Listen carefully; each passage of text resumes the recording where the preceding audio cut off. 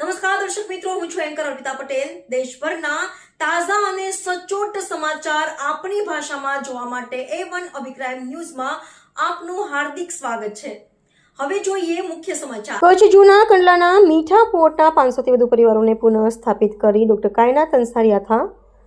સ્થાનિકો તથા આમ આદમી પાર્ટીની ટીમને સાથે રાખી કચ્છના સાંસદ વિનોદ ચાવડા અને કચ્છ કલેક્ટર આનંદભાઈ પટેલને આવેદનપત્ર આપવામાં આવ્યું। ગાંધીધામના કંડલા ખાતે આઝાદીના સમય પહેલાથી રહેતા મીઠા પોર્ટના આશરે 500 થી વધુ મકાન ધારકોને માત્ર 7 દિવસમાં મકાન ખાલી કરી દબાણ દૂર કરવાની દીનદયાળ પોર્ટ ઓથોરિટી દ્વારા આપેલ નોટિસ બાદ રહેણાંક મકાનો સ્થાનિકોને સાંભળ્યા વગર જો હુકમોથી તોડી પાડવામાં આવ્યા છે।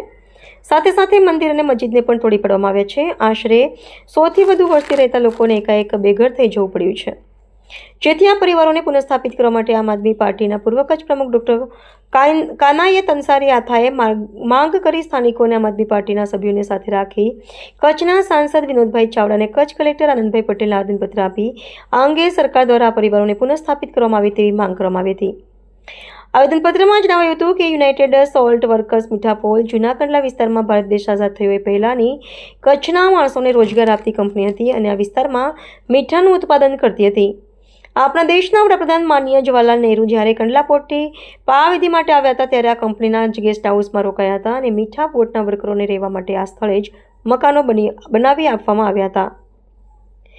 આવેદનપત્ર આપતી વખતે ડોક્ટર કાયનાત અંસારિયા સાથે દિગ્વિજયસિંહ જાડેજા, અમરદીપસિંહ જાડેજા, કૃષ્ણબા જાડેજા, ગનીભાઈ હારૂન તથા સ્થાનિક રહેવાસીઓ હાજર રહી રજૂઆત કરી હતી।